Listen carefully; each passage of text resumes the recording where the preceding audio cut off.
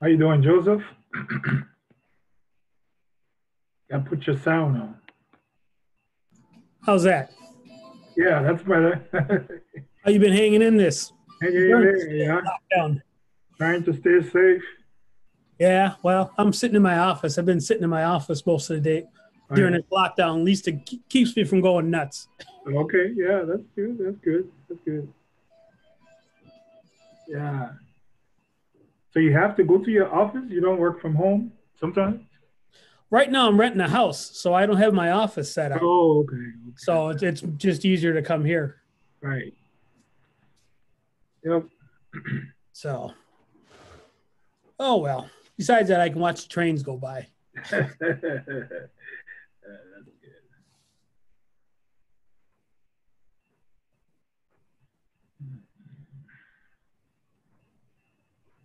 Okay.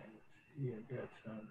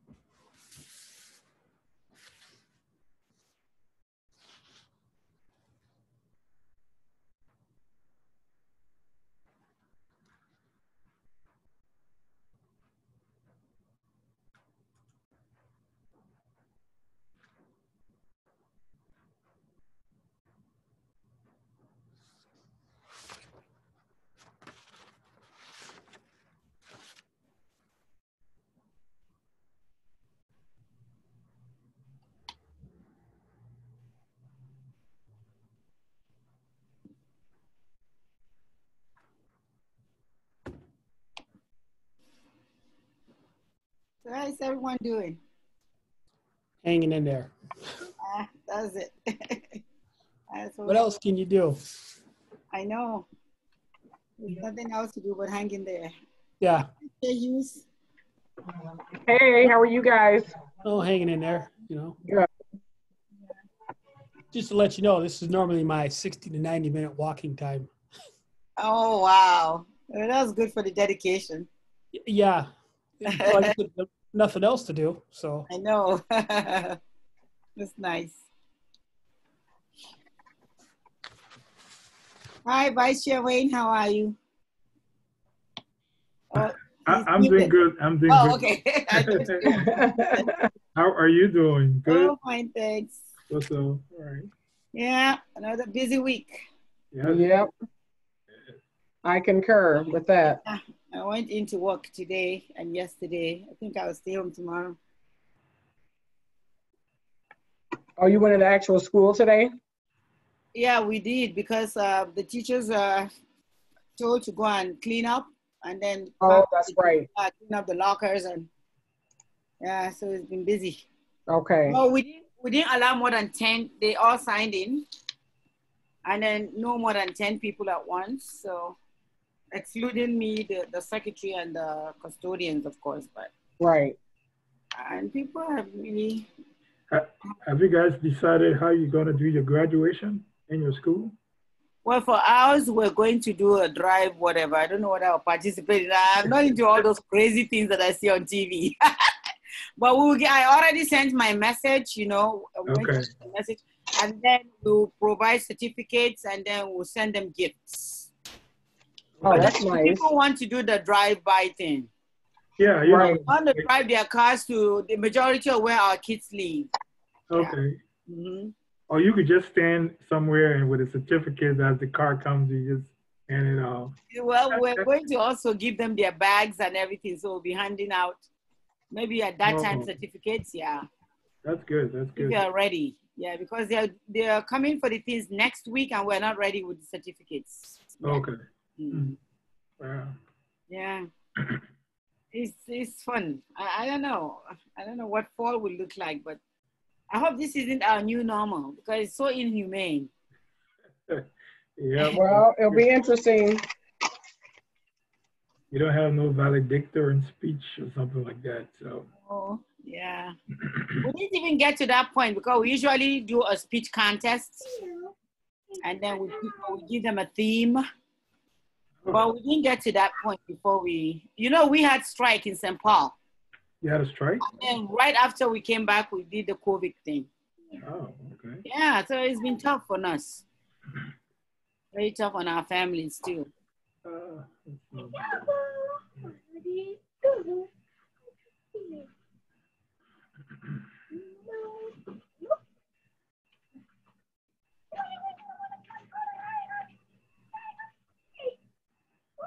Jude and Tawana, do you guys have your video camera?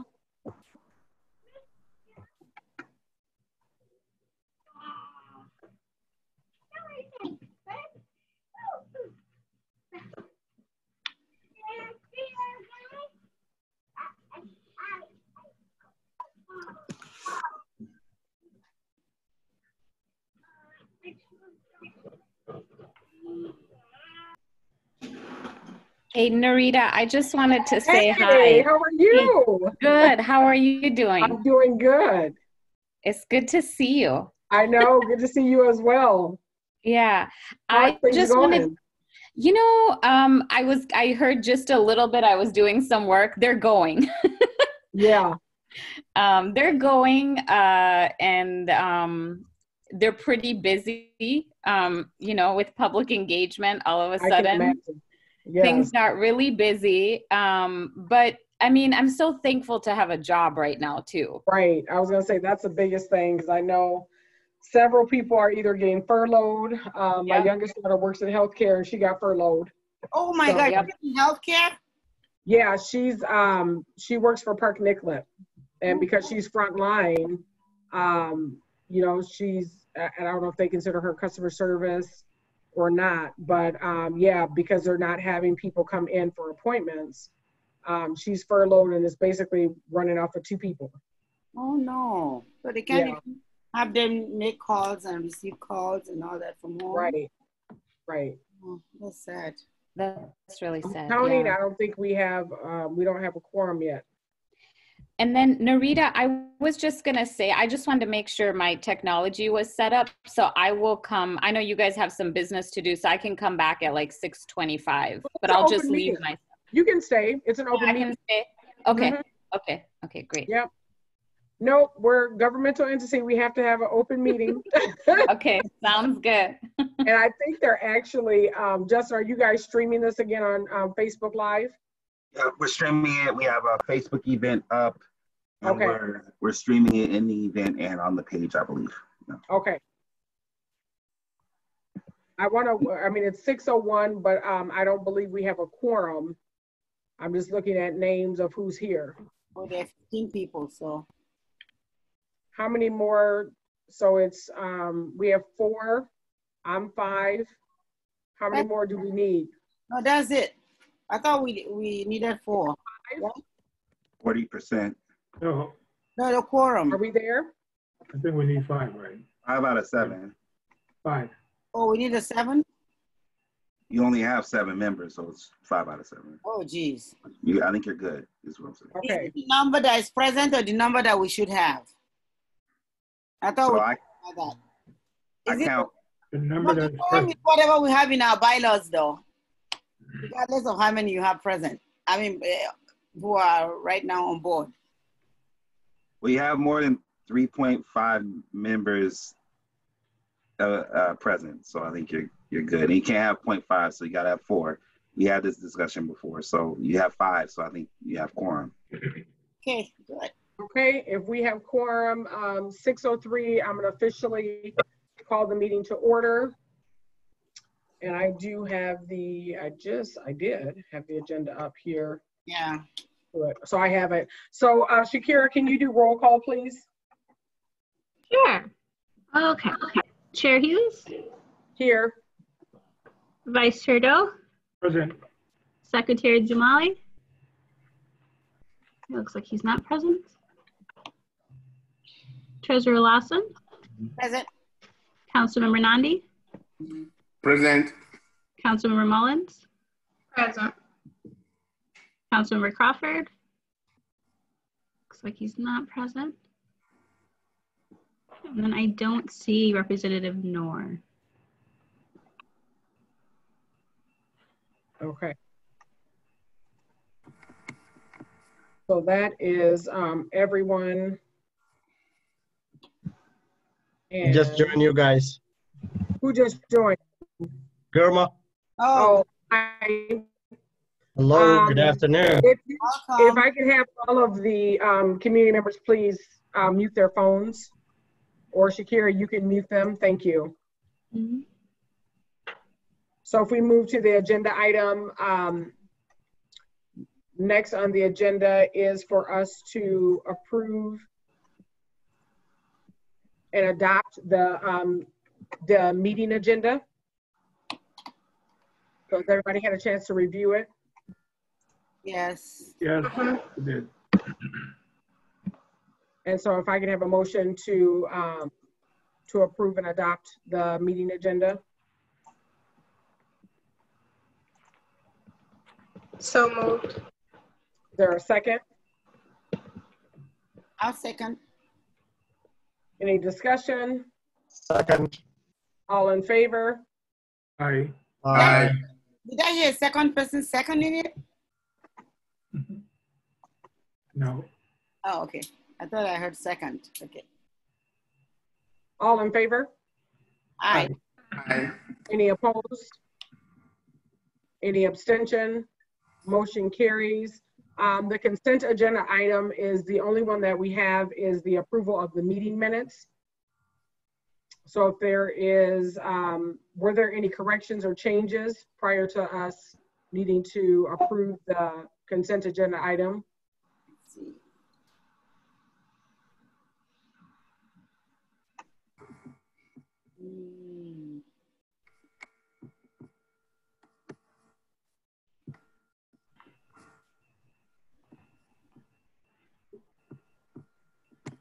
Okay.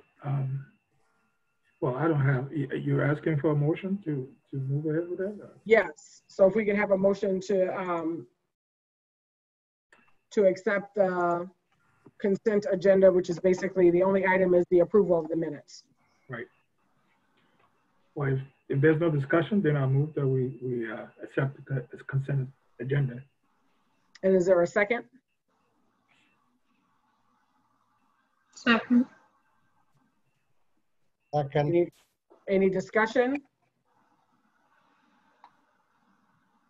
All in favor? Aye. Aye. Is there opposed? Any abstention? Motion carries. So Dr. Lawson, you are up. Sure. Okay. Thanks, Ms. Shakira, for helping us to clean it out.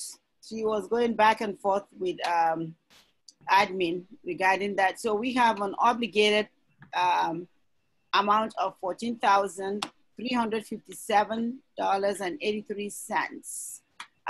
That's what we have left, to spend. And we have addressed a lot of the negative amounts that were on the unobligated. You kind of move money around and took care of that. So if you have any questions, feel free to ask me or Ms. Shakira. So that's my report, Madam Chair. Okay. So my understanding is that for item 43,000 other operating costs, we were still within the 2,700, right? Yes, we are. Okay. Yep.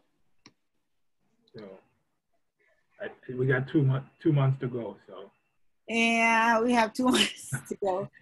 Remember, I think we did save some money by, I have a feeling that we saved some money by doing a whole lot online because, of course, we're not eating. We're not buying food. And then there's so many other things. The only thing that kind of came up was actually the cost for paper and some other things. So we addressed that at the at the executive meeting, and those ones were accounted for. So we are on the right track. It doesn't seem like we're going to be in any deficit or anything like that before the end of the fiscal year. And I think the other thing to keep in mind is, you know, we're not towards the end of the biennium. So if there will be extra, you know, we can carry it over to, you know, the next fiscal year. Yep. Right. It's true. Okay.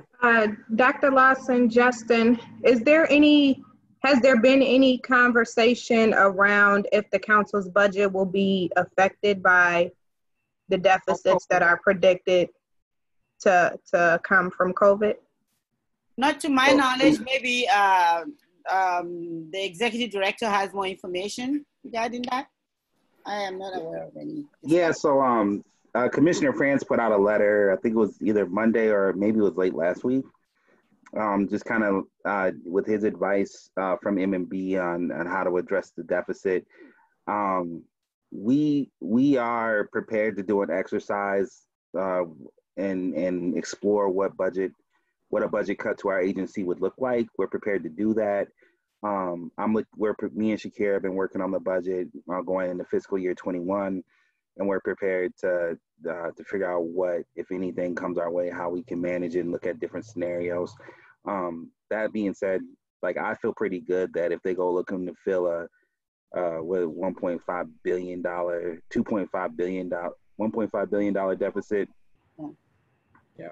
Where is it? $2.5 billion. 2.46 currently. 2.46. Thank you so much. I was like,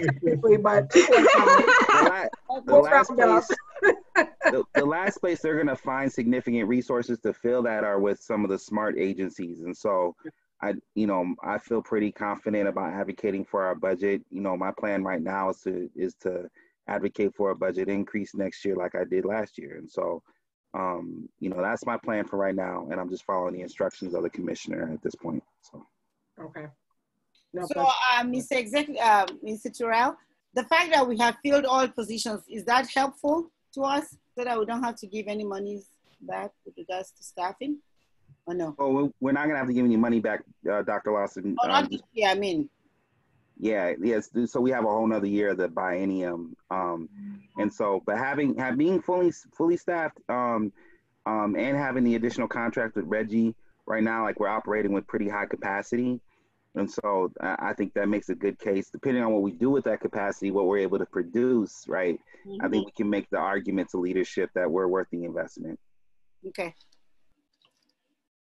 Any other questions? Yeah, one last question. I didn't know. I'm looking here. We approved the contract for Common Media. Is that reflected in here somewhere? Yes. It should be in the details, expenditure details that she. It should be in the detail report that was emailed out. Right. Okay. Well, I think Madam Chair. So let me ask, Wayne, is the question that you're asking, is it reflected in the encumbrance? Yes. Okay. So Justin, is it reflected in the encumbrance? So we have Reggie, Madam Chair, Reggie hasn't billed us for anything yet. And so you're not going to see any payout to him on the MFR. But it's budgeted though, just in case. I'm sorry, what was that? Is it budgeted? That was it. Do we have it in the budget? Should he bill us? Yeah. Yes, the money is in the budget. Yes. Okay. Right. Okay. We completed the contract. We have set the money aside. We're good to go. It's just not encumbered yet. Okay, got it. It is encumbered. We have encumbered the money. Oh. He has not submitted an invoice. Okay. He has not submitted an invoice for us to pay yet, and so he's planning to submit those monthly. So. Sounds good, Mr. Director. Do we have an estimate of when he will submit his first, or not necessarily? We just spoke about it. I imagine he'll get me an invoice at the end of the month. Okay. Just trying to get an estimate of, will we see something, probably by next month? If he invoices us, then potentially we could see a difference of monies that will have been expended for June's report. That's I think really where Dr. Lawson and Wayne were going with this. So Madam Chair, just a reminder, even if he gets us an invoice like June 1st, I'm just picking a random date, it still may not show on the MFR depending on how long it takes admin to process something. So you just got to remember that, you know, we don't really get numbers in real time because, and especially with, and Tawana can speak to this, like working from home, you know, admin is over there, you know, using every trick in the bag to make sure that they get things processed on time. So. Right. Okay. All right. Well, if nothing further, let me just kind of remind people, and this is mainly for community members, because when we were voting, I noticed that some of you were trying to vote. You actually are spectators, I guess is a better way to say it. So you're not necessarily a voting member and you're not a part of the actual council. So I don't want Shakira, who is actually taking the notes, to get confused of who's motioning and who's seconding. So when you all call for the motion, or when you all make the motion, please, you know, reference your last name so that we can accurately depict that in the meeting minutes. So I just want to throw that out there. So, Madam Chair, may I suggest, usually in such cases, you do the roll call? Yes, we can. Yep, we absolutely can do that. Yeah, that'll be easy. Okay. So I'm going to move further. We're actually a little bit ahead of schedule. I see Maureen is on. I don't know if Commissioner Leppink has joined us or not. So what I will go ahead and introduce, just a reminder to the community members. So a while back, we had discussed being able to have commissioners join our meetings and just kind of give a brief overview of their organization, and then any initiatives or any resources that they'd be willing to share with communities so that they are aware of what is going on within their governmental unit and how other things can, you know, be moved forward. And so the other thing, okay, I just see that Commissioner Leppink's not available to 7, no problem. The other thing is we had asked for 2 commissioners to come, Commissioner Steve Grove from Department of Employment and Economic Development, who he was not available. And so we had asked Deputy Commissioner Hamza Warfa, who we recently learned is not available either, but we still have a representative. It is Maureen Ramirez, and Maureen is the Director of Economic Equity and Opportunity. So if you all recall previous, I would say, administration, this was a new division that was brought to light under Governor Dayton, and it continues to move forward. And so we're happy to welcome Maureen. And one of the things that we're asking is really just to kind of speak to maybe what your role is, since you're kind of stepping in, you know, kind of double for Commissioner Grove and Deputy Commissioner Warfa, and then any other information that would be helpful for us to know as we're looking at how does it impact our Black and Brown community. And then also now, because of COVID, that would be something else to speak to, because I know there's been lots of questions raised. There are community calls that you all are offering, which I think are awesome, on Monday, Wednesdays, and Thursdays. I try to join when I can.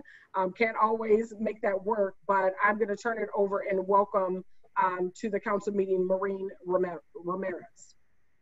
Thank you. Thank you, Director Hughes. And thank you for having me. I apologize, I'm your third choice. And you know, I wish I was a commissioner, but, but I'm not. Like Narita said, I'm the director for the Office of Economic Opportunity. That office reports up through Deputy Commissioner Hamza Warfa on the workforce development side of DEED. We have been working on and, you know, hatching some long-range plans about reducing the disparities in the workforce for people of color and the white working community. Some of those are on hold, some of those are adjusting a little bit. And then in really these last 8 weeks, I found myself doing a lot of community outreach. The calls that Narita was talking about, at DEED, we're trying to host these. We've been doing them 3 times a week. We will probably switch to doing them 2 times a week starting next week, but really trying to answer some questions for folks about unemployment insurance, some about our small business lending.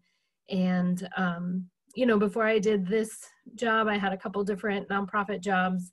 I worked in higher ed for a long time, so that's how I met Narita way back. I worked at the University of Minnesota for about 13 years and worked with students and Now, I've been at Deed since the fall, and I have a few notes about some questions that you had, so I'll talk through some of that, and I will answer any other questions, if that sounds okay. Yes, thank you. Yeah, okay. Well, as you know, right, the picture is not, it's not good. It's not good in the African American community. It's not good for people of color. The health disparities and health outcomes are not good. In unemployment, we're seeing this disparity as well. So the new numbers we have show, these numbers are through May 9th. So going back to March 16th, all the way till May 9th, so just a couple days ago, tracking our unemployment claims. The Black is the demographic group. 33% of the labor force who identifies as Black has applied for unemployment. So 33%. That is the highest on the list that we have. That compares to American Indian claims are 31% of the labor force who's American Indian has applied, 24% for Asian workers, 20% for Hispanic workers, and then 17.8, so almost 18% for non-Hispanic white workers. So again, that comparison would be almost 18% of white workers and 33% of Black workers have applied for unemployment insurance. I'll just note that the numbers are probably, you know, they're not exactly the unemployment rate, or they don't capture all of who is unemployed, because not everyone who's unemployed applies for unemployment insurance. Sometimes they don't qualify. That can happen specifically in immigrant communities. Many folks who are working who don't have documentation to work, they would not be eligible for unemployment insurance. They would not apply. So really some of these in more in these communities of color are also an undercount.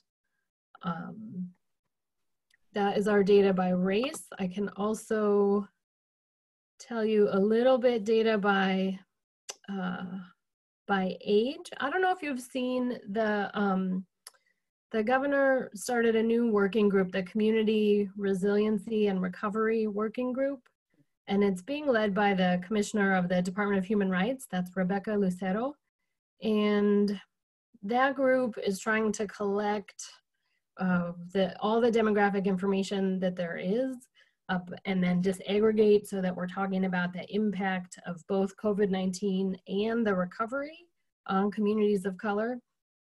So their website is tracking, is actually the best place to see the unemployment insurance data by race and ethnicity, and you can also see it by age, you can see it by gender.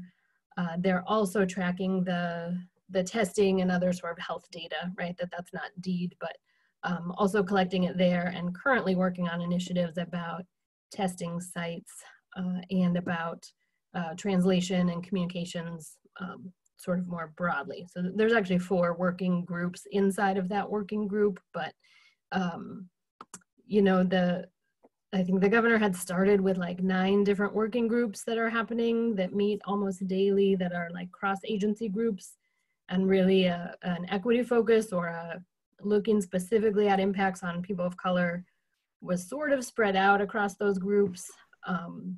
But those were sort of launched earlier, but then just in the last, I think 2 weeks ago, this special group was launched, and so that they're keeping all that data about communities of color on one spot on the website, which is the spot I'm trying to look for now. When it comes to age totals, again, like the ages 35 to 44 and ages 25 to 34 are really the 2 biggest categories. So that would be kind of younger workers. Again, that could also be because from ages 16 to 19, high school students are not eligible for unemployment insurance. So that's not capturing all the picture of who's in high school, who's not working. which includes my kiddo and a bunch of their friends. And we know that makes a difference in a lot of families' income. So that is not collected, or we can't see that number in that number of 16 to 19-year-olds. Again, from 20 to 24, there are sometimes eligibility issues depending on full-time college students, or if you are doing, if you're working at the college and had student employment, sometimes that's not eligible either. So again, those numbers of younger people might actually be a little bit off, or a little bit undercounted. Let me see what other questions. There were some questions here about small and micro businesses of color being funded during COVID-19. What percentage of them were denied loans? We don't have that information at Deed about either the loans that got processed through community lenders where the money came through Deed. There were 2 programs like that, small business emergency loans, that Deed provide the money for, but the lending for those loans happened by community lenders. I know there was a question about which lenders that we worked with. There's a list of 22 lenders on our website. A couple of them I can list for you because I'm sure they're organizations you know.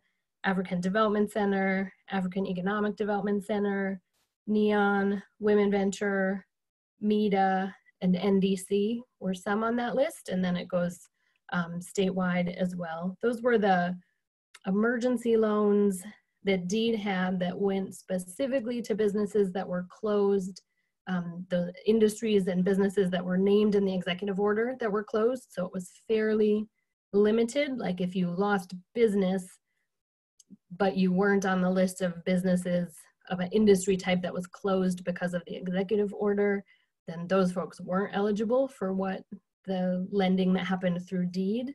The bigger programs that you've heard about are through the Small Business Administration. So if you've heard about the PPP, the Paycheck Protection Program, the EIDL, the Emergency Something Else Disaster Loan, something else. There were more lending programs happened through the federal government, through their Small Business Administration, through the Minneapolis office, except they didn't really do the lending either. That lending got done through the banks that are SBA lenders. We have some information at Deed. I don't really have it right in front of me of the $30 million that Deed had that as that money went out the door, it is nearly all out the door. There's a couple regions of the state where there might still be some funding available in central Minnesota, but mostly that money is out the door already. And that the money that Deed paid out of that 30 million, so we paid it to the lenders, and the lenders made the loans to the individual businesses. About a third of that went to the lenders on our list who lend primarily in communities of color, but I don't have more specific information on individual loans or individual businesses right now. I just don't have it, so I apologize for that. 2 other questions on here, and then I'll take some questions. Do we know the percentage of independent contractors and self-employed folks receiving that new expanded unemployment insurance that's called the Pandemic Unemployment Assistance, the PUA, which doesn't matter if you know what it's called, but it's just the expansion for what the federal government did at the end of March to say that if you're self-employed or an independent contractor or in a couple other categories of people that typically didn't qualify for unemployment insurance, now there was an expansion and you could be eligible for it. The question was, do we know in that category of people by race who has applied or who's receiving unemployment insurance? And no, I can go back and ask, but we have one number right now for who is receiving, who's applied and who's receiving unemployment insurance. There's one application, it's the same application, it's mostly the same system, whether you're getting regular unemployment insurance or whether you're getting the special for self-employed people. And so right now we don't have a breakdown of the two different ones. We just started paying out that self-employed independent contractor unemployment assistance. Well, April 27th. Maybe it feels like yesterday. Maybe it was a long time ago. You know, it's hard to say, but certainly those folks were some of the ones who had to wait the longest. That legislation went into effect at the end of March 29th, but then states had to set up the system. So our state took about 4 weeks to set up that system and started paying benefits on April 27th. We went through our database of who we had, who knew the program was coming, and so they had applied for unemployment insurance. We had their information. We could go through and see if they were eligible and start paying. So I think we've paid 66,000 people so far through that program since April 27th. People also got back pay. So if you were eligible back to March 29th, when those payments started going out, then you got paid for the weeks prior to when you were eligible, but it wasn't paying yet. So you were able to get that back pay for that. Those workers are also getting that additional $600 a week that you might have heard of, which was also part of federal funding, or that federal CARES package at the end of March, so that everyone who gets unemployment insurance right now is eligible for an additional $600 every week. That stays in effect until the end of July. That was passed by Congress to be 13 weeks worth of $600 every week for every person. Doesn't matter how much benefits you're getting. Doesn't matter if you qualify for $100 in benefits that week or if you qualify for $600 in benefits that week. Each person gets the full 600 just added right on top. So that is in effect from March 29th to 13 weeks from the end of March is really the end of July. Right now, we're somewhere over 630,000 people who've applied for unemployment insurance since about that middle of March. In comparison, last year across the whole year, we had about 300,000 people who applied. And in 2009, that one of the bad years of the recession, there were around 400,000, maybe somewhere over 420,000 people who applied across the whole year. So we are like way up in 1.5 and 2 times of what we're used to seeing. We have processed and paid out about 83% of the folks who have applied with us since this all began, since about that middle of March. So some folks are still, you know, maybe only applied in the last week or so. It's taking about a week for processing to happen. And some folks may have applied and not been eligible, and then some folks were just still sorting some things out on their account or maybe asking them some more questions. But that is about where we are on unemployment insurance. So let me run through the questions because I want to make sure that we have the council members first, and then we'll move to, I will, talk about the community members. So first and foremost, thank you again, for taking time out of your evening to, share with us what DEED is doing and specifically your office and how we're helping during this pandemic. So one of the questions, and this actually came from one of our staff members, Amber, you had talked about the community lenders. Where on the DEED website can that be found? Yep. Is there? Yes, there's a chat function. Can I paste it in there? I was going to say, if you want to just paste it in there, and then Amber, you should be able to pull it from there. Great. Yep. Okay. The DEED website, and then on the employer side, but believe me, we were always like 9 clicks in on the DEED website. So as you're doing that, we do have a question from one of our council members. So this comes from Treasurer Lawson. Her question says, DEED provides the money and gives to lenders. What kind of vetting does DEED do on these community lenders to ensure fair lending practices? So the lenders, we have a list of 22 that's on that list right there. There are many that we already have, I think probably all of them, but many that we already have a relationship with, and in other lending programs that we work with them. So mostly they're CDFI, community development financial institutions, and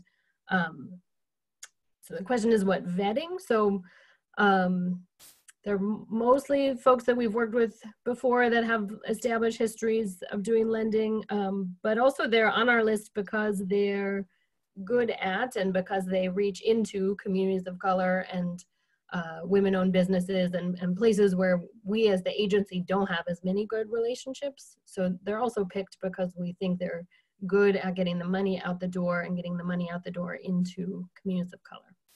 Okay. And then I'm going to open up for other council members. Do you have specific questions for Maureen? And then I linked to also the unemployment insurance by race that's on that community resiliency good. Website, where they have different tabs, so you can see health data, you can see unemployment data, and some other things on there too. So that's the second link I put up there. Okay. So council members, are there any other specific questions that you want to ask Maureen while we have her on?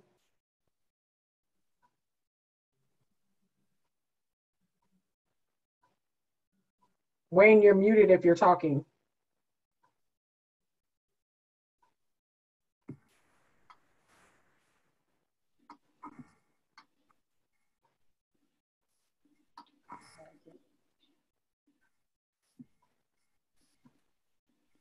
Can I go? So I see, yep, go ahead. I see Councilmember Nandi, go ahead. Yeah, in our community, we noticed that when the self-employed, some of them applied for unemployment insurance, there wasn't a provision for the self-employed, and then the system did not ask for what they made last year, and then they got zero, and then it was rejected. So how do we reconcile that? Some of them have written deed, but they're still not resolved yet. So it's a good question. It could be a couple of things. The self-employed folks who fill out the application from deed, they do initially get a denial because they're not eligible for the regular system of unemployment insurance benefits. So in some cases, or in many cases, getting denied is the first step in actually then getting the benefits later. So it sounds tricky and like an extra step, but for some people, they would get a denial message from regular UI, but then get paid out through the pandemic unemployment assistance for self-employed people. So for some people, that might have happened that way.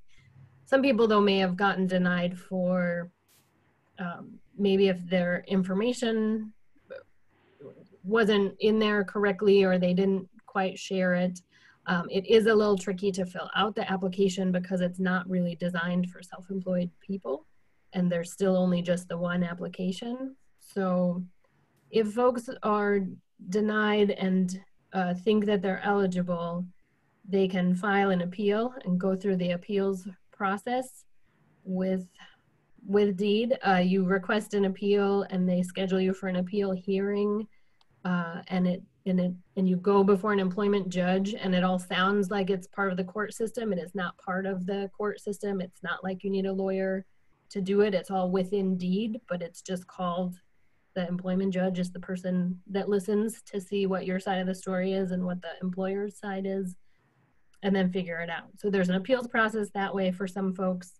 The other question you had was about how we calculate for those folks who are self-employed, and we're using tax returns, the most recent tax return that the business would have filed, and using that to calculate the benefits. Okay, thank you. This just, you may not answer this now, but want more data how this COVID is impacting us, Black community, African community, and we're looking into the economic data because we're working in the community to help out as much as we can. So if you can send me email or how I can get people in data so to get more information on that later, I would like to have that. Mm-hmm. Mm-hmm. So Wayne, go ahead. It looks like you were trying to say something earlier, but you were on mute. So go ahead and ask your question. For some reason, my computer just froze on me. That's okay. Maureen, thank you so much. This is a question. I know I posed this question during the teleconference, but I wasn't there to hear the answer.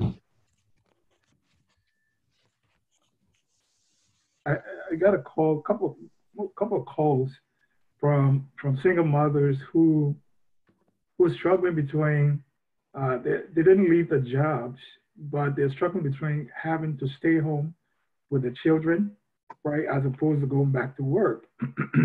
So is there any way in terms of their unemployment, based on the regulations, that they could qualify if they made the decision to stay home for such a reason because they don't have any means of trying to, take care of daycare probability for their children, as opposed to just cutting the hours below 32 hours or something like that? Yes, yeah, that is a good question. There is, in the executive order the governor made, towards the beginning of all this, when folks got sent home, yes, if you need to care for children at home because schools are closed or because your daycare is closed and you don't have other arrangements, so I think you have to have tried something to try to secure other care for your kids.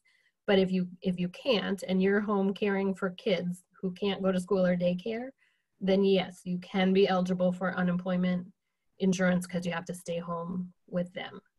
So they can apply to unemployment insurance benefits. And, one of the first questions on the application, is it COVID related? And then what is it? And then you mark that it's child care or daycare related. Thank you. Thank you. So I know Justin had a question. Go ahead and ask your question, Justin. Yeah, Director Ramirez, thanks for joining us tonight. It really means a lot to me that you and Commissioner Leppink took time to be here tonight. So needless to say, the African Heritage community was in a crisis before we got hit with this pandemic. And on the recovery side, I anticipate that, there's no, at least I haven't yet to see a plan about meaningful economic investments in communities of color, specifically our community, to right the ship. And so, the activist in me, if you will, has started looking for the big ideas. And I'm just wondering, has DEED started, and DLI, I know Commissioner Leppink has joined us, and so I'll feel free to answer this question when you're giving your presentation. But where are the big ideas? We just had a president of the United States give everybody a check for $1,200, and we're not talking about guaranteed income. Where are the big ideas around? All the things that are possible right now under the conditions of this crisis, we could have used some of these investments a few months ago. And so I'm just wondering, as we start to look at the economy and discuss the fact that, when you drop an economy in a month's time from being one of the most robust soaring economies to being completely underwater, is it realistic to talk about going back to that economy? Or is it more realistic to start visioning what a new economy could look like? Advanced worker protections, investments in community, those types of things, national health care. These type of ideas would significantly support an effort to address the crisis that Minnesotans of African Heritage are living with every day, pandemic or no pandemic. And so I'm just wondering, has DEED started to have a conversation about that? Thank you, Director Terrell, for your question. And it's a good question. I mean, you're right, right? You're right in line with the Lieutenant Governor and even the governor, right, in thinking this through. So every time I've heard either of them on a call in the last few weeks is we're not going back to normal because normal wasn't working. And so then Lieutenant Governor will say, we're going to go back to better because we can do it better, we can make it better. So forming the Community Recovery Resiliency Group, that's one place where those ideas can come from and find some support. I mentioned it was being chaired by the Commissioner Lucero, but also the Lieutenant Governor is providing leadership to that. That's a spot for big ideas. Deeds. And we do sit on that committee. You're there. Yeah. Good. Yeah. Deed has, I think, and I could be behind the times, but I think 3 kind of working groups that are happening. We're doing one tomorrow. That's a workforce group. There's one on economic security, and then there's another one that got recently started. Those might be some places for some big ideas. Other states that are doing things good could be places for us as well. So anyone wants to drop a line to Commissioner Grove, like honestly, he will read them and look at them. He was asking us about what do we think about Michigan and the College for Frontline Workers that they're doing there. That to me seems like a big idea, and I was glad to hear it from him, which means, okay, we should look at that and come back with something there. So open your ideas and as an organizer, right, asking for it and being a voice for that is sometimes what the agencies, what they need. Thank you for that. I do see that we have Commissioner Leppink on, so I do want to introduce her and give her an opportunity. So Commissioner Nancy Leppink, thank you for joining us. She is the Commissioner for Department of Labor and Industry. Good to see you again. Different hat that I'm wearing this time.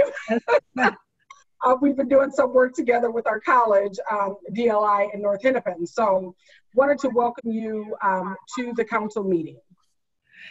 Hi, Narita. It's good to see you again. Hello, everyone. Nancy Leppink, Commissioner of the Department of Labor and Industry. So actually, I can tag on to what Maureen was just saying, and that's that, in fact, the governor is looking at creating an advisory council that will look at how do we create a safer, more equitable, and inclusive economy going forward. And so consequently, and the Commissioner of Deed and I will be responsible for chairing that committee and engagement of a variety of folks on that committee that's being worked on, with the idea that, exactly as Maureen said, and as the Lieutenant Governor so well states, that we don't want to go back to normal, we want to go back to better. So, and I think that it's always interesting. Well, we knew that all of these things existed, but there's nothing like a stress test like COVID-19 to bring into strong relief why there is a need for things like paid sick leave, paid family and medical leave, why there is a need for health, universal health insurance, why there's a need for looking at, and actually the governor prior to COVID-19 was working on how do we not only do workforce development, but we ensure that that workforce development results in people being paid family sustaining wages. And so consequently, we should be focusing our investments in that work on jobs that that people, when they are involved in them and when they complete them, are able to support their families with what they've been skilled up to do. So, and I think that, therefore we need, and of course also as part of what the governor had been working on, and hopefully we'll be able to turn our focus to again, is the things that surround prosperous communities, like affordable housing, like childcare, like access to transit and transportation, so that all communities and all parts of communities can take advantage of those workforce opportunities. So so consequently, so if there is a silver lining to this pandemic, first of all, not that the federal government has gotten a lot of it right. They've gotten some of it right in terms of looking at the need for sick leave and expanding FMLA, even though it was moderate and modest. But at least it was a recognition that people need those social protections, and that are obviously we shouldn't require a pandemic. I mean, people get seriously ill every day. People have family members who need care every day, not just in a pandemic. But I also think maybe we're demonstrating to ourselves that it actually can be done, and the earth doesn't open up and we all don't fall in it, you know, when we push forward with some of those, some of that agenda. And so consequently, like I said, if there is a silver lining to all of this, maybe we can stitch together a much stronger social fabric out of it. So, so yes, so the question is that yes, the governor wants to begin looking forward, but he wants to also make sure that people understand that he is still very much engaged in what are the needs of today to get us through this crisis. Awesome, thank you. Can you just kind of just take a step back a little bit and Sure. maybe just give a quick snapshot of what is the Department of Sure. Industry? Because a lot of folks hear about DLI, and I'm very familiar with it, but others may not necessarily know. They hear about it, they know about the apprenticeships, they know about other aspects of it, but may not get the full scope. So maybe just take a step back just for folks that may not be as familiar with Sure. Department of Labor and Industry. That'd be great. Thank you. Sure. So as Narita indicated, one of the key sort of workforce development programs that has been a long-standing program in the Department of Labor and Industry is our Registered Apprenticeship Program. Now, historically, that program has primarily been in the construction trades, but in the last several years, we've worked hard to move a registered apprenticeship into other sectors like manufacturing, agriculture, healthcare, IT, automotive kinds of areas. And actually, we were working with Narita of even maybe exploring moving into the arts arena, that there seemed to be many careers in that field that really an apprenticeship model could be quite appropriate for that kind of a earn and learn kind of training program. Department also has its youth skills training program, which is opportunities for schools and businesses to work together to give opportunities for 16 and 17-year-olds and 18-year-olds until they graduate from high school, opportunities to gain experience in careers in manufacturing, IT, again, healthcare, agriculture, and give them the opportunity to be exposed to those careers, opportunities that they hold, and then get some classroom and also certificate in occupational safety and health training for their futures. And also the department has what's called a dual training pipeline program. And this is also, the youth skills training program is a grant program. We have many partnerships across the state and in the metro area with schools and industry and economic and community development programs. But the dual training program is a grant program that assists employers in skilling up their current workers. So allowing basically an investment in your workforce that allows them to take on more skilled jobs, to advance in the company by acquiring either educational or on-the-job type of training opportunities. So the department also has occupational safety and health. So that has been front and center now for, well, always has been, but in particularly since COVID-19. So we have an OSHA enforcement and also an OSHA consultation. So the OSHA consultation program provides small employers with free consultation services to assist them with standing up and improving their occupational safety and health performance of their business. And part of that program is also a grant program where employers can apply for a grant to offset costs related to safety improvements that they have made. And then the last year, prior to COVID-19, we had done over 1,000 consultation visits with small businesses across the state. then we also, and then of course, OSHA enforcement is responsible for enforcing the state's health and safety, excuse me, occupational safety and health laws. There's labor standards, which is of course responsible for enforcing the new wage theft law, but also all of the child labor and other minimum wage and overtime and prevailing wage laws.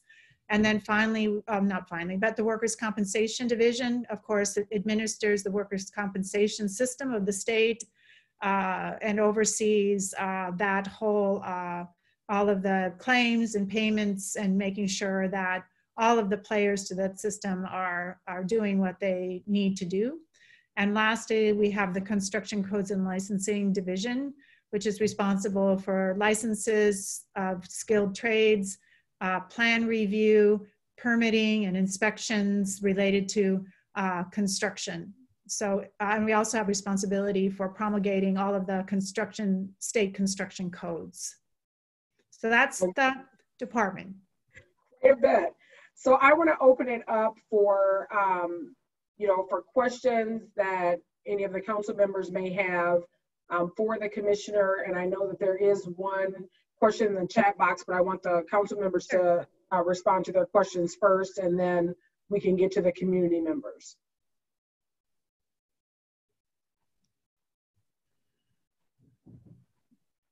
So do you want me to answer the chat box one or?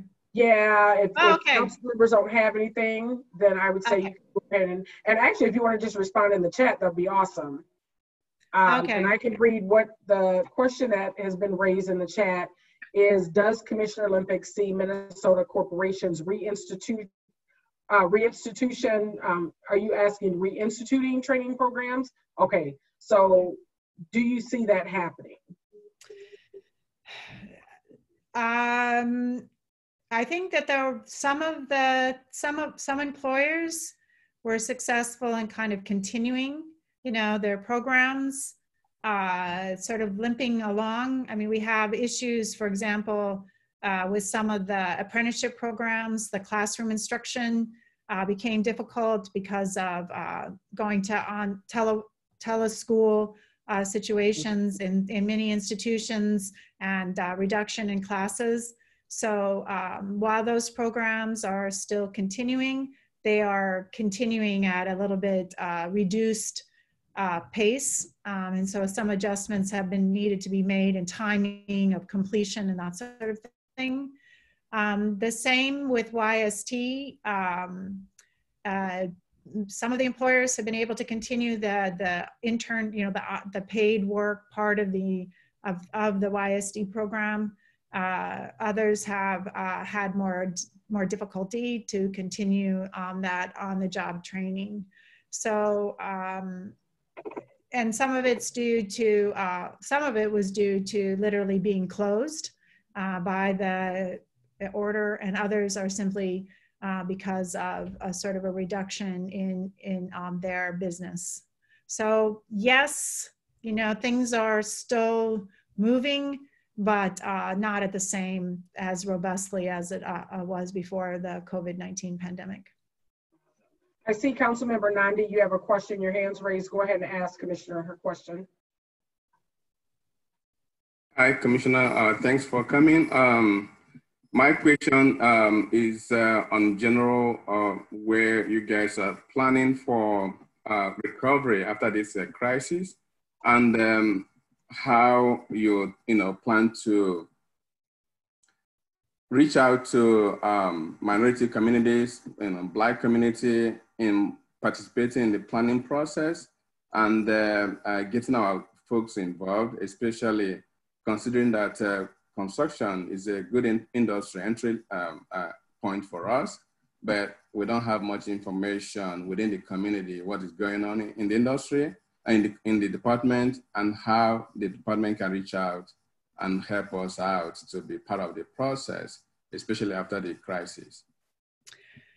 So, prior to the crisis, the department began to work on investing in our outreach and engagement, and Nihita Hirji-Walji was one of our significant additions to our team. We also had, as part of our workforce plan, across the areas of that plan to increase our engagement, but also our inclusion and participation in those programs for communities of color, for members of tribal nations, in increasing their participation in those programs. The other thing that the Deputy Commissioner Rosalind Robertson and I have been doing is working to, the department has quite a few standing sort of councils and boards. So we have been working on increasing the diversity of those boards and have been working through NIHIDA engagement and otherwise to make sure that people are aware of those opportunities, because it is through those advisory boards in part that that's where the department gets engages with communities across the state. So, and then also looking at how we can build, in particular, more engagement with small businesses and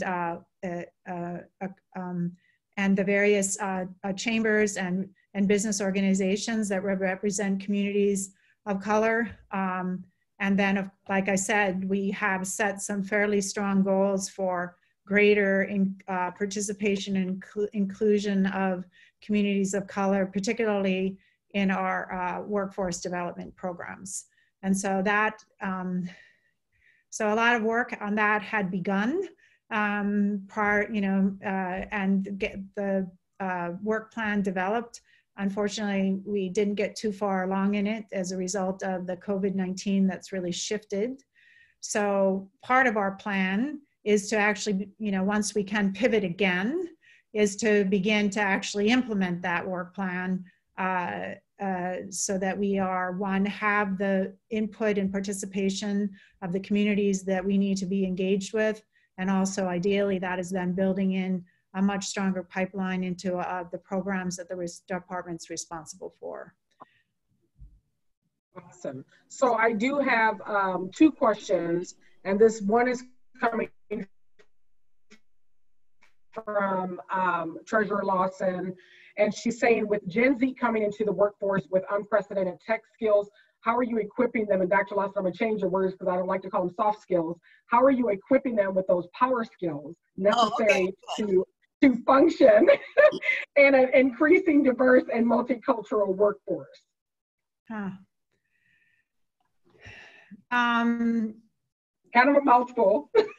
Yeah, no, I'm just thinking about it in terms of the various programs that we have. I mean, certainly one of the goals for people who are coming into my agency, where we also have set goals regarding increasing the diversity of my workforce, is of course then to build the cultural competencies of our staff through training and other kinds of opportunities. So, but also that means too is making it a priority to have engaged, have totally rethought our hiring and recruitment process so that we, from the moment we are developing job descriptions to the point where we're so basically building into job descriptions, having that cultural competency, that we're actually hiring for cultural competency. We're hiring for language capacity, because we know that to engage with communities in the state, yeah, it works great to have language line, but there's nothing like having people on your staff who speak Somali, who speak Spanish, who speak Hmong, and can make that very direct engagement with the community, and that is very difficult to achieve, through translation. And so part of what we are working on as an agency is actually to focus on those kinds of power skills and to make sure that we have that built in our existing staff, but we're actually looking for those skills or the opportunity to build those skills and the people that we're bringing into our organization. In terms of particularly the youth skills training program, again, we have set some fairly strong goals for diversity and inclusion in those programs. but also that one of the components of the opportunities that students have is to actually develop those, not only the skills, but the ability to effectively engage in the working world. So there's another question in the chat box. So let me give you context. This was asked of Maureen. Okay. And it was in reference to the JBS and the workers in Worthington. Let me get to the question. Yeah, I see it, I think. Yeah, and so just curious what it is that that DLI, like what efforts are you all doing to manage the outbreaks, you know, in the various plants and worker protection in this time? Sure. So when JBS, basically JBS had been on our radar and we had been communicating. So JBS is a unionized workforce. So we had been engaging with the union because of the potential of issues in the meatpacking sector. And we had received some indication that there were concerns about what were going on in the plant. So we had begun sort of informally reaching out to, in particular, the UFCW, which is the union that represents workers at JBS, to assess conditions there. And as we were having those conversations, the health department was detecting, based on tests, that there was a growing concern of the number of the tests that were being done that were associated with the plant. So all of that sort of came together, and the department basically, and the Department of Agriculture and the Department of Health then basically advised JBS that they were going to need to make changes in their operations to allow them to better mitigate the transmission hazard that was present. As we were having those conversations, JBS decided to cease operations for basically, I think it ended up being a week and a half. In that time, the department issued guidelines for the meatpacking industry as to how we expected that they would operate to reduce the hazard of transmission in their plants. We also had a several-hour engagement with community organizations and advocacy groups who represented many of the workers to discuss with them sort of what we were doing, what their rights were, for example, for unemployment insurance, in particular, if they were laid off from their jobs. We also talked to them about what we expected of JBS. Prior to JBS going into operations, we asked them to submit to us their plan for how they would resume operations, which we reviewed with the Department of Health before they started. And that plan we are in the process of translating to, I believe I think it's at least 5 of the languages spoken in the plant. So all of the workers also know what their employer has committed to doing. And we are now sort of monitoring. We're in the Department of Agriculture is engagement with the plant management. We are engagement with the with the union and with workers.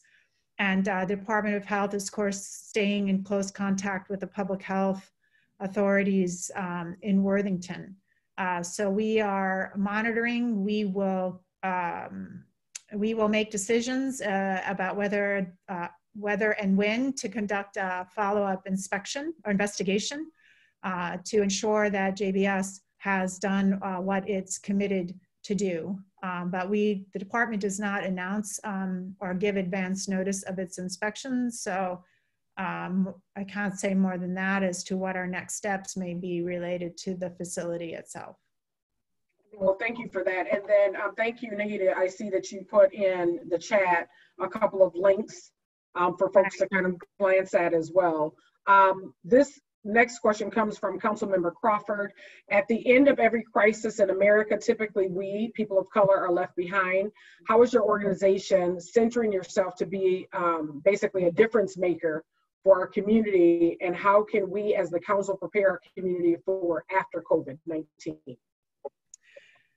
So consistent with, I mean, first of all, you know, the department I will be co-chairing with the Commissioner of Department of Employment and Economic Development, this advisory council that the governor intends to establish to look at the safe, equitable, and inclusive economy going forward.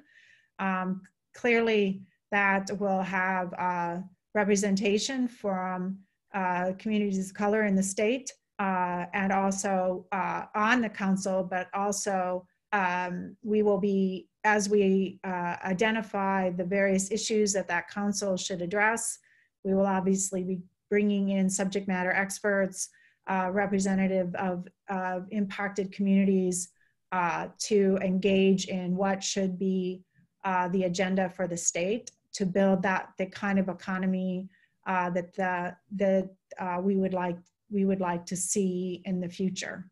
And so, like I said before, I think that that runs a gamut of issues, from workforce development to social protections, to addressing the various equity and inclusion and discrimination issues. And that work will be done in coordination with the work of the advisory council that's being headed by Commissioner Lucero. Awesome, thank you. Are there any other questions from council members or the community? If you have a question, please post it in the chat box. So yeah, I mean, we have quite a few for the department has, along with the Department of Health, DEED, and MDH, we have put out guidance on worker protections in Somali, Hmong, and Spanish, in addition to English. Also, with regard to the meatpacking plants, we actually translated that guidance into those languages. So the department had already identified that ability to engage and communicate with all of the people in Minnesota, we were not succeeding as we should. Mm-hmm. And again, as I said before, COVID-19 has just made absolutely clear that is an issue that we need to address. And so, so clearly the ability to hire more bilingual and multilingual people, to make sure that our core information is always translated into languages that are predominantly spoken by the people of Minnesota. These are all areas that we had already identified, and COVID just made absolutely clear that this is a place that we need to focus. Okay. Yeah, Commissioner, I have a quick question. Madam Chair, may I? Yes. Absolutely. Go ahead. Go ahead. We have that discussion now in our area. I speak, read, and write 6 languages. And I see the opportunities that are out there for people who are bilingual, multilingual, or polyglots, if you like.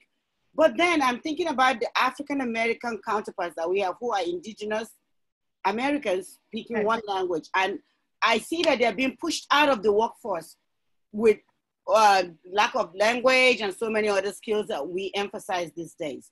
So what are we doing to make sure that they are not disenfranchised?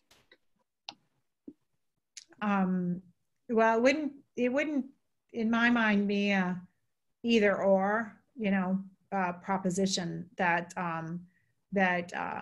obviously the capacity to effectively communicate, means that we need to do that, for all Minnesotans. And obviously, when we're looking at diversity and inclusion, we're looking also at diversity and inclusion of all Minnesotans, including African Americans in our state, people in our state. And so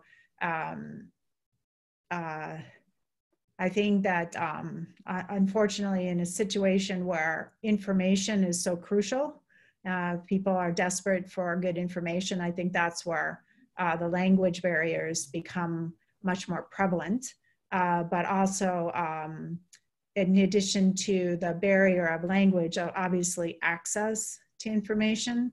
So that's one of the reasons why I feel really strongly that we need to engage with organizations like this and other organizations who are the trusted messengers for their communities, so that we can not only learn from them, but also, please don't take offense, but we can leverage them to help us understand and better do our jobs. And that I know for a fact that a whole heck of a lot of people would never think to come to my website, but they might come to yours. And so therefore, we need to be, as part of our engagement and outreach, is not just sort of giving you information, but it's actually working with you to identify how we can join forces, and you can do what you do well and we can do what we do well, but we'll do it better, you know, together. And so that's why these conversations are important, and for you to, for me to understand what are your priorities and what are your focuses and what are your networks, and so that I can better understand how I can support you, but to be honest with you, also how I can better understand how we can work to, you know, we could work together to make sure that the opportunities and the services and the protections that the department has under its purview, we are making sure that the people who need access and need that information can get it. No worries. I thank you for that. And I can probably speak for the council to say, yes, we want you to leverage us so that we can bring this back to our community and find out from community what it is that they need and how we can, you know, basically elevate the need.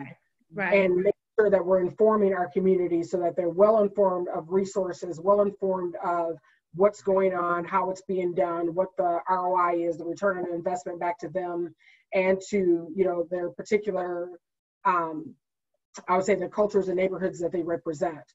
Right. So we have about, you know, a little under 4 minutes left. I would love for, I know there's a couple of questions in the chat box, but I am going to cut that part.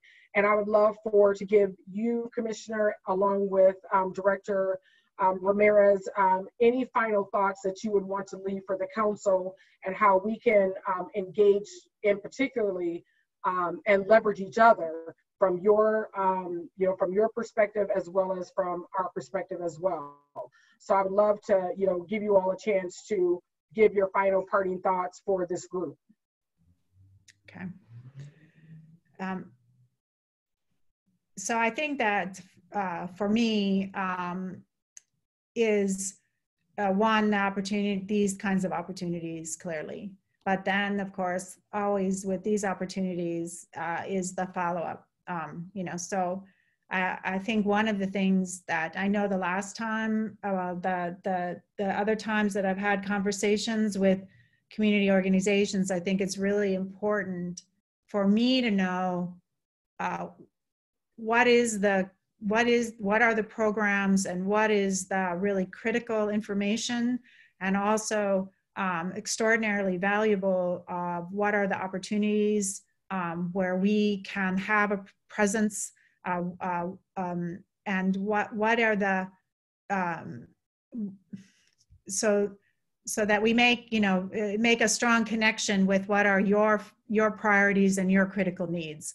So that would be really important, so that we can be quite targeted in making sure that as opportunities come up, as grants get, you know, noticed, that we either work through you to then get it disseminated, or if we have a better idea of who we should be pushing that information out to and what's important for them to know. So not only you know, what the message, but how do we best communicate that message, and how do we frame that message so that it's useful. So I think therefore it would be very helpful to know what your priorities are, and then we can identify where we are in a position to partner or support those priorities. And so that would be really important, because I can push a lot of information, but if none of it sticks, or it's not really what you were looking for, or it's not in the format or whatever that you need, then I think, and that's something that I know Nahida, who reports to both the deputy and me, part of her task is to find those opportunities, to have those kinds of conversations, so that we can make sure that then, as we're framing our work and identifying who is that network that we are building, that we know who we know what is the stuff you want to hear, or what is the information that you need to have. So that would be really important, and also opportunities that we can further engage. And also, if there's a lot of communities sometimes navigating government is hard. And so sometimes it's just not a matter of knowing, but we also do have some staff, et cetera, that are available to assist people with grant writing, making applications, and that sort of thing too. So it's not only knowing about these opportunities, but we would be pleased to be able to come and walk people through, what is the process, what is the kind of information that's important to have, how we can overcome some of the barriers or roadblocks there might be in the way of a student or apprentice to participate in our program. So those are the kinds of conversations that I would like to have, so we can truly operationalize our good intentions. No, thank you for that. Maureen, you have any final parting thoughts that you want to leave for us? Thank you, Director Hughes, and for the invitation to be here. I would echo what you heard from Commissioner Leppink, and just also add that it's also on us inside the government to do a better job of making sure that you get the information you need, regardless of the question you ask or where you get it. So, our commitment is to do our better work interagency and overlapping, so that we can, all of us, between all the different agencies that are activated right now and are certainly going to be part of this recovery, can be a place where it's easier for you to get information and connect with us. So I think mostly the things that Commissioner Leppink said, and also that I'm available for updates on unemployment insurance, conversations, listening sessions.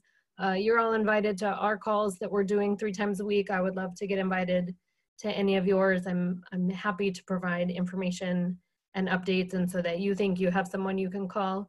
I don't always have all the answers, and like sometimes we're fast and sometimes we're not in if I get a question, if I can get it answered from our unemployment team or not. And that's just because of how much work they're doing. Right. But certainly want you to think that if you've got questions, whether they're very specific or whether they're for a larger group, please do let me know. Thank you. So on behalf of the council, I want to thank both of you for taking time out of your evening to impart your wisdom about what your organizations are doing, and also gives us further context of how we can connect with you all and stay engaged and stay connected, specifically so that we can help provide resources and information for our communities of color. So thank both of you for being able to jump on the call in this different modality that we're in right now because of COVID. But just want to, express my thanks again on behalf of the council. So thank you all. So thank you very much for the invitation. Absolutely. Thank you. Have a good rest of your meeting. Yes, you guys have a good evening. Thank you. Thank you. So we're a little over our time, but not by much. So I want to open it up now. We have for public comments. Are there any public comments? I know a couple of the community members were able to voice some of their comments to the commissioner and to Director Ramirez. So I didn't want to raise at this time. I'll give you a few minutes. And if you do, I just wanted to add that we are working on the small business grants that the Republican Senate, they don't want to approve it, but then it's in the powers of the governor. He can use the Federal CARES Act money to do that. Yep. So they're refusing to allow us to use that money for set aside for minority business. So if you can connect with Senator Pratt and call him and tell him to cut the crap off and make sure that our communities get a funding and don't mess up with the small businesses, I think somehow we need to send that message to the Senate. Absolutely. Representative Noor, and for those that may not know for community, he is a member of our council as well. Do you feel like it would be advantageous for us to send out, and Justin, I don't know, have you all already sent out a letter on behalf of the council and kind of taking that stance? So I'm happy to cover the letter that we're planning to send tomorrow during the director's report. It's elevating multiple issues, not just that one, but we do have some economic policy stuff in there as well. Okay. But also, Representative Noor, I'm happy to give Senator Pratt a call if you feel like that would be helpful.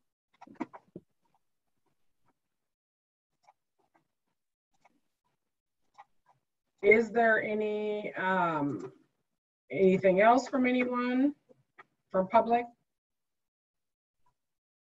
Okay, I'm not seeing anything, so I'm going to move on to our standing items. Strategic planning session. So Justin, if you want to cover that, or were we going to have Karen DeYoung? I see Karen and Chris are on. So were you all covering that aspect of it? If so, please feel free to go ahead. Yeah. Am I able to share the screen or no? Yeah, you're able. Okay, great.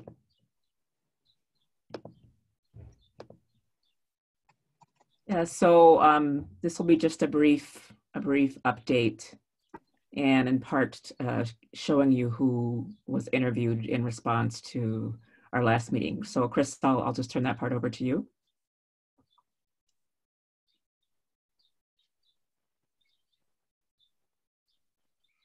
Chris, we were just texting, so I know he's there.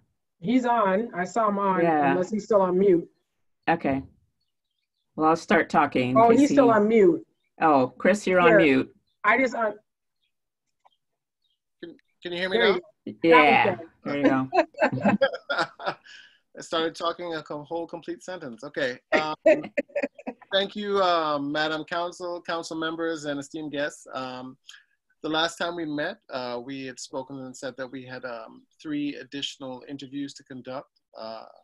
Executive Director Justin provided us with names and set us up with the introductions to make the process a little bit more organic, and we were able to schedule and conduct those interviews.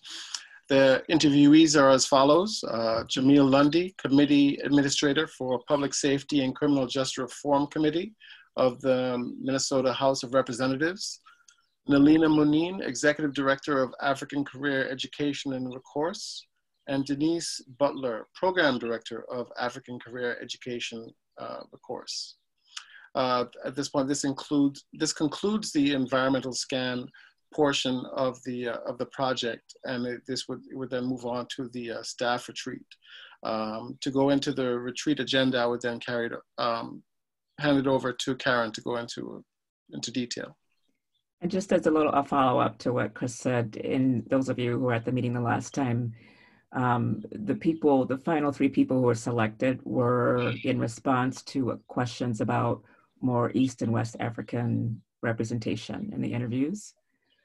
So we tried to focus on that type of representation. Okay. So as Chris said, we are done with the interviews. We actually are done with the analysis of all the interviews, and we are planning for the retreat next week. And so in that 2-hour period, we're thinking that the first part of it would be reviewing the environmental scan and themes and having a discussion. So if you look at, you probably can't see this, but this is a whole multiple pages of themes and quotes. And one of the themes that was significant, setting and coalescing around a vision and strategy. And there were 69 references in the interviews to that. So the second part of our, the retreat will be visioning. So so we'll start with the environmental scan, the findings, and then we'll go into a time of visioning, which hopefully will come out of that with more of a clear understanding of where the council would like to go over the next 3 to 5 years. So I just put a couple of sort of prompting questions so that you can think about it in preparation for next week's retreat. And then hopefully, if we get to the visioning in that 2-hour period, the subsequent retreat, so another 2 hours, would be a time to really start to craft the strategic priorities and goals, and maybe even some strategic actions. So it could be that we'll have to do some back and forth, but we'll see what we can do in the context of Zoom, especially, what we can actually document during those 2 meetings. So just a brief update of where we are. No, thank you.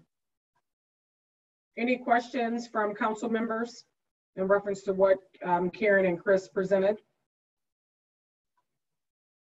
Okay, hearing none, let's move on. So I think we can stop sharing the screen and then we can move on to our director's report.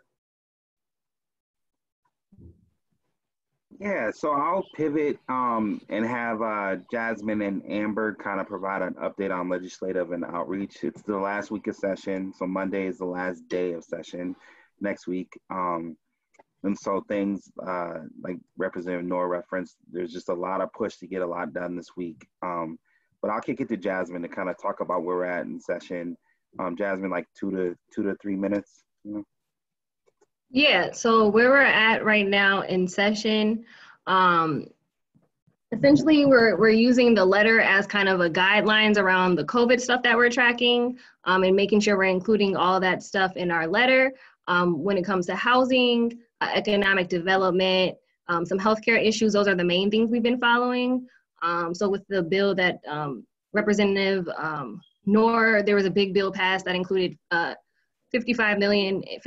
50 million in business loans and housing support and stuff like that. So we're just trying to make sure that passes. And then next steps for, I guess, my work, the couple projects that I'm working on are in terms of our end of session update. So that will be coming out after session early around by our next council meeting. So we'll have an update on our agenda, the COVID related stuff and the things that we've been tracking and what's going on.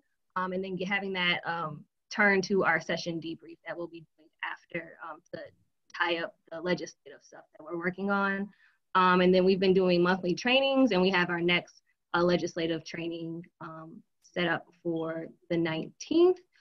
And it's more not necessarily always session related, but just the tools and the skills that we're teaching community, how to stay engaged during the legislative session in that process so they can enter it throughout the year. That's kind of the things we have going on. Thanks, Jasmine. Questions for Jasmine before we move to the next person? Okay. Y'all ain't got no questions? We're in the middle of a pandemic and there's billions of dollars coming out of the state. And we're trying to track every penny and support community-led initiatives. And so I also wanted to let you know that in the Ways and Means today, we passed the capital investment, more than $2 billion. It's something that we need to take a look into the equity of how that program. I don't think the Senate GOP is ready to pick up, but at least it's a starting point. That's awesome. Thank you, Representative Noor. Representative Noor, before we pivot to Amber and talk about outreach, are there any other things happening at the Capitol that would be helpful for the members to know about? Right. Specifically, I do have one specific question for you around special session. If you can kind of talk about what you anticipate happening there and what the key components are. You're on mute, sir. With the governor planning to extend the emergency authority that he has, so that means we will have to come back on the 12th of June to determine what is the next step. Right now, we're in session, so the governor can extend the emergency authority that he has. And some of the things that we're doing right now, it's going to be put on hold for many things that we may not agree with the Senate. Those things will be pushed to June 12th. So for sure, we'll have a special session. As some of the people say, there's nothing special about special session. It has to be done during this 1 week and making sure that we agree with the Senate. The governor's got more authority because we do have the Federal CARES Act resources that goes directly to the state. And a portion of that will go to the local government, the county, Hennepin, and also Ramsey County, and I believe Minneapolis will get their fair share of the Federal CARES Act for more than $2 billion that the state received. So the other piece that within that resources, we approved almost $200 million and more in terms of doing outreach, in terms of doing testing, contact tracing, isolation, wraparound services. There are folks who need food, they need transportation, they need care once they find out that they have contracted COVID-19. So all those things are interconnected. The state is looking for 4,200 employees to do just the contact tracing and be able to talk to various communities. So that will be very important to work with the Department of Health to ensure that they have the cultural competency, that they have the trusted individuals who are going to do the work so that they can get the best data. Right now, if you look in Minneapolis, more than a third of the people who contracted COVID-19 are Black. So that's something that is really alarming. We're trying to get more disaggregated data. It's something that we've requested from the Department of Health. So we look forward to looking into the details. What is happening in terms of the data that we're getting? Are we providing the care to those who need the most? And how are we going to get out of this COVID-19 in terms of response and recovery? I think that's the shifting. In fact, there's a select committee that was approved by leadership. It includes mostly leadership. They're going to be rotating. And that will be deciding on what is happening in the state through legislative process in the House. So we'll see what the governor will do in the next few days. Thank you, Representative Noor. I really appreciate that. Before you go on, Justin, can I just make one quick statement? Go ahead, Wayne. Yeah. This is just to Representative Noor. I just wanted I just want to welcome him back, pretty much, in terms of his presence at this meeting today, because I think he has a lot of value that he brings in terms of the context of things that's going on. And Representative Noor, if you can, as much as possible, we still like to have you provide that context. So, not all at once we get all the information and we need to follow up on it. But we appreciate you being here tonight. So thank you for coming. Thank you so much. The session just ended almost less than 2 hours ago. So we do session over the phone. So that's the new reality that we live in. And we have to be in St. Paul during the session so that we can vote on those bills. So it's a different process. It's a new reality, and we have to be able to get engaged. I think many people have been disengaged from the process. It's time to actually double up the engagement, make the phone calls, send the emails, engage your elected officials so we can come out with a good policy that will impact all of our communities. So that's something that I look forward to hearing from all of you. Great. Thank you. I have a question for Representative Noor. We actually, community comments are already over, but you can feel free to put it in the chat box. Thank you. Madam Chair, I just want to repeat one thing that Representative Noor shared with us before we pivot to Amber's report. I was on a call with the Department of Health yesterday, and Representative Noor is correct. Like, they are in the next 30 days going to hire over 4,000 people to do the contract tracing phone calling. And so this is a huge opportunity to get folks in the mix who speak the languages that we need folks to be hearing from, because they're having a really difficult time getting the information we need to be able to disaggregate the data so that people know the full and not the half for the story. And so I'll definitely be sharing those. We'll be working with the Department of Health on some of that, some of those strategies. And if there's opportunities for us to share the positions, we'll definitely do that. Amber, can you just give a quick 2-minute summary of all the the things that you've been working on lately? Yep. Good evening, everyone. So in the outreach realm of the council's work, we've just been doing a lot to continue to be an open door to our community during this time.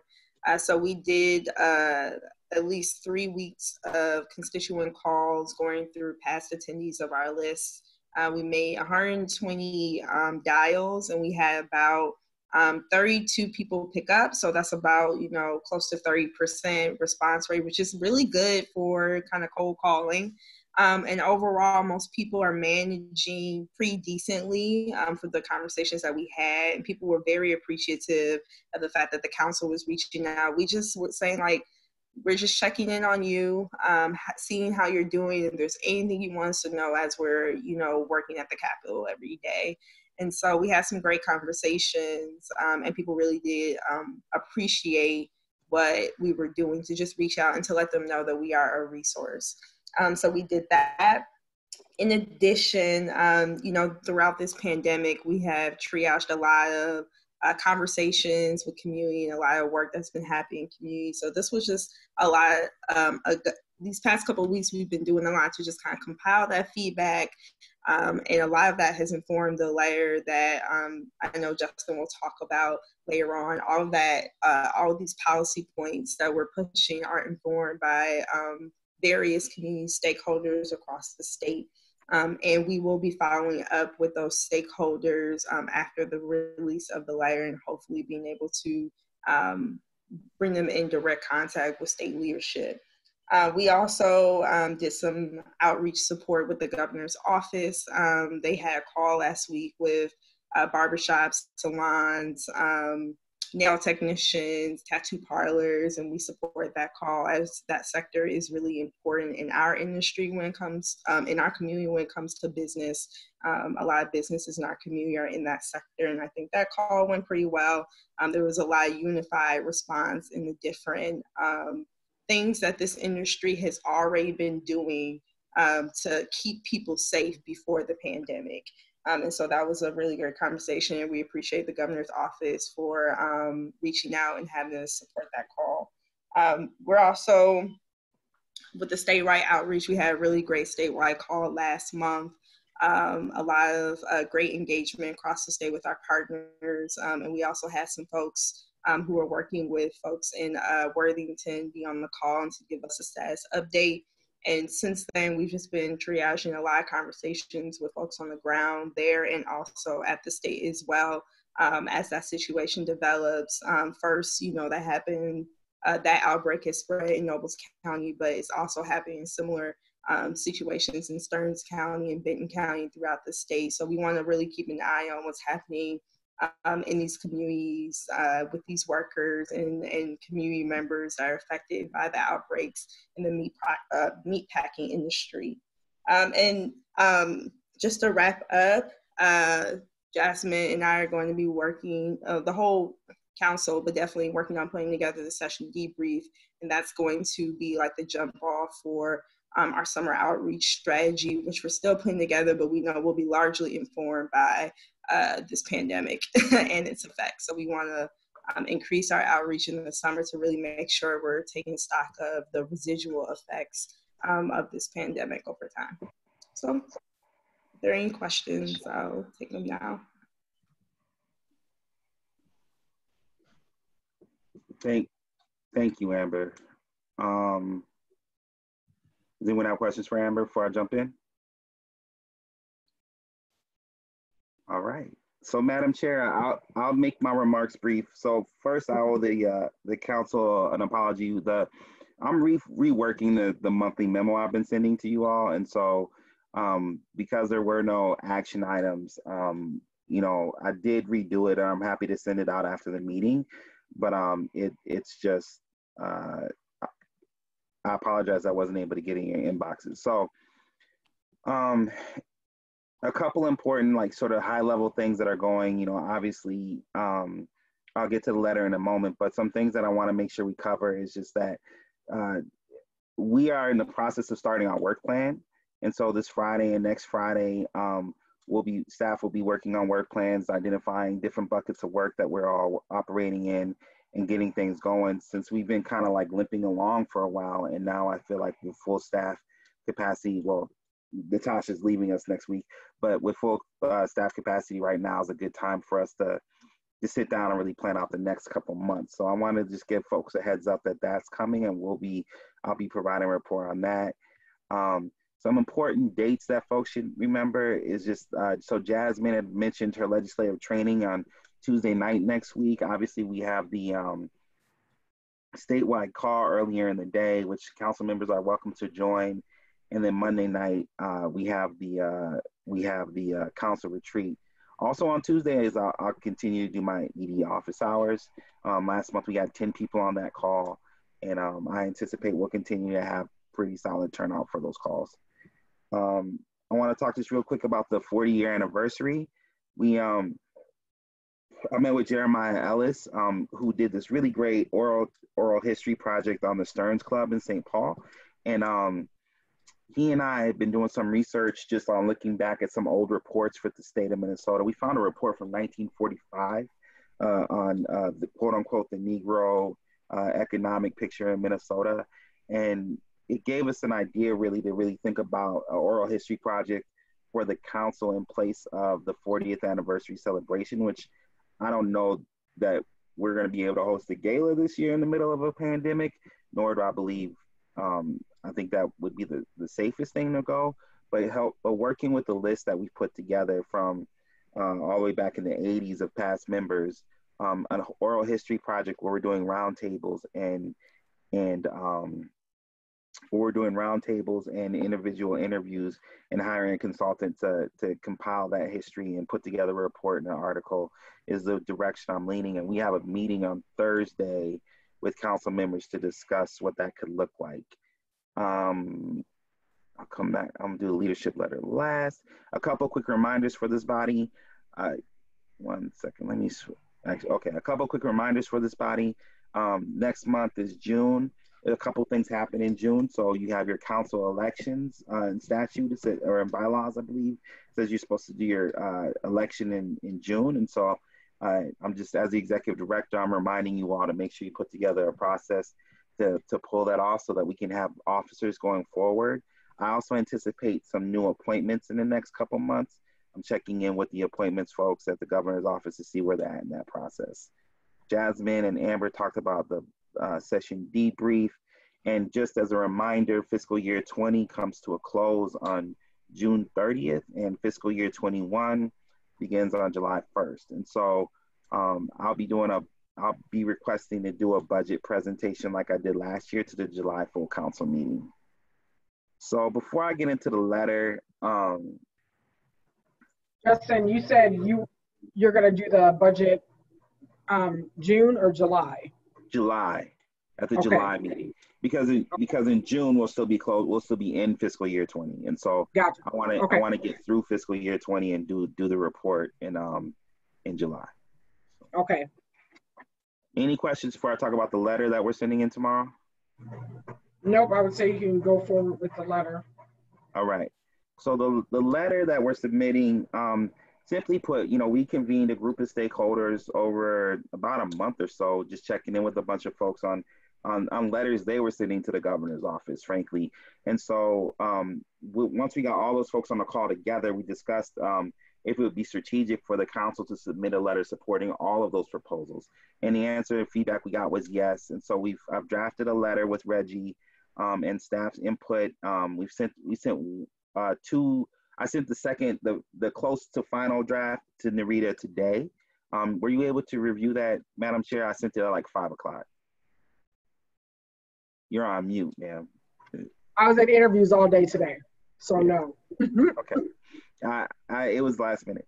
So our plan is to submit it to the governor's office tomorrow. We've been in contact with them talking about the policy part of the letter. And so they know that that's coming. They've already offered to respond in writing. to the policy issues, this is the important thing I want to lift up. We're talking about healthcare, economic development, education, corrections. In all of these categories, Black folks around the state, and I mean capital B Black, not just African Americans, have submitted, data disaggregation, have submitted requests in these areas. And what we've done is looked at sort of 3 buckets related to these policies. So 1, what did the community ask for? 2, what was the state's response? And 3, like, what is still missing? And so I would give, and my staff could probably correct me on this, but I would give the state probably like a solid like D+ as far as like how they've responded. There's a lot of folks who are, there's a lot of work groups, a lot of task force, a lot of calls happening.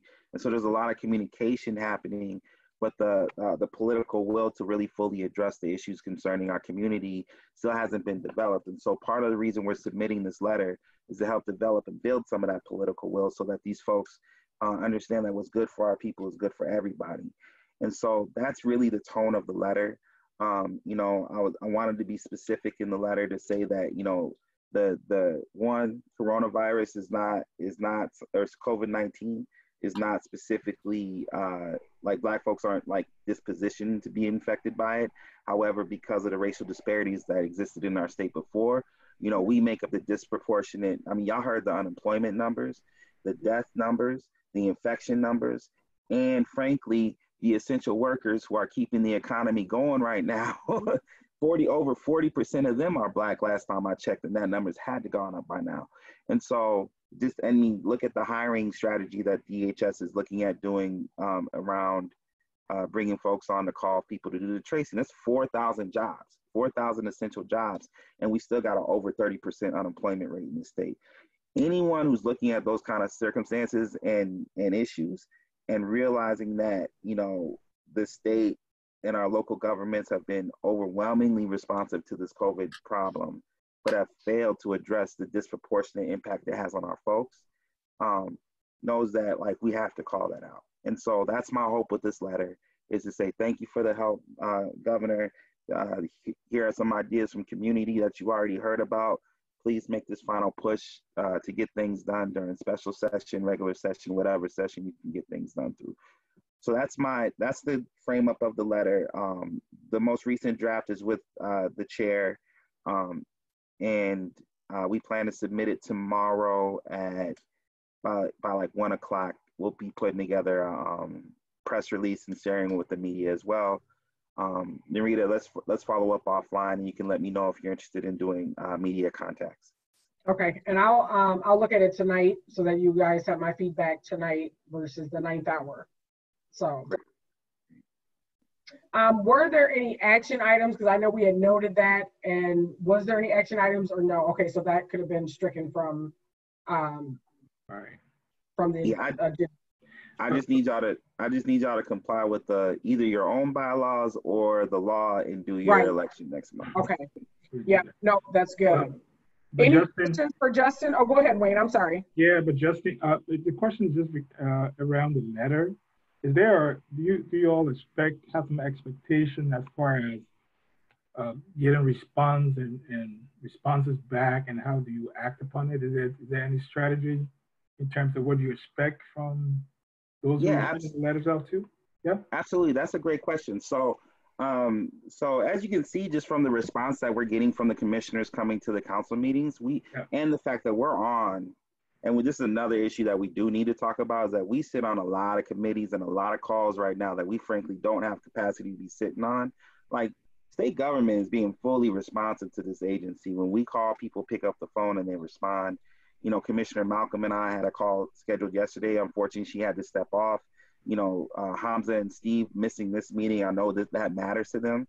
And so, the reality is, like, we are at the table right now.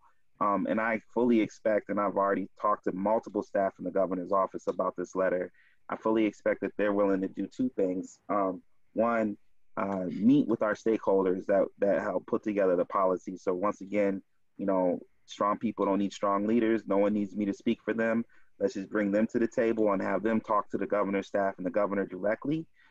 Also, we're going to try to avoid having it be an update meeting because, you know, we've all had enough updates and we actually need to get some work done. And then number two is that we've asked them to respond in writing. And so since we've done that, one of the other ethnic councils also is deciding to put in a letter and has requested response in writing. So they were supposed to get me the responses yesterday, but because of the additional requests on a lot of the same issues, they weren't able to get those responses yet. But we were in regular communication. I have a call with the governor's office tomorrow. And I fully expect that he'll respond to whatever we put in front of him. I know that they want to. They also met with the Black pastors yesterday. And I mean, they're being responsive. So we have every reason to expect that they'll respond. So I guess oh, go ahead, Madam Chair. Well, I was just going to say, one of the things that Justin and I, so we do, a bi-weekly kind of touch base. And I think one of the things that we have to think about as council members is how can we insert ourselves and assist and basically being the representative of the council for some of these initiatives and some of these committees.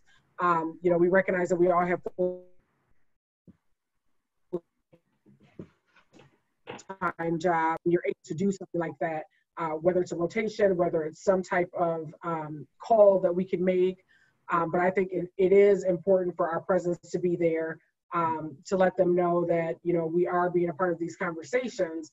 And again, I'll reiterate, I mean, you're representing your community. So it's, you know, ideal for us to take this back to our community and try to impart some of this information along with resources, and then making sure that our voices are heard for our Black and Brown constituents.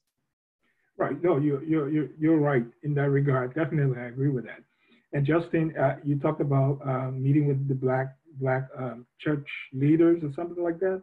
I can volunteer my time as far as if you're looking at, or we should be looking at also in the immigrant community, the Black churches that are there, and how we can leverage them getting to know or expect have some expectation from us as well. So please, you know, let me know. Do that. So I'll say this to that, Vice Chair Doe. So the reality is, statute talks about the members on this council representing folks in community and being a liaison between the agency and the community. That's not an exact quote, but I was reading statute and I was like, how do I address this with the council? So like, we actually need you guys to be hosting meetings in your own community so that we can have those conversations, because I don't have the phone numbers in my phone that you guys have in yours, right?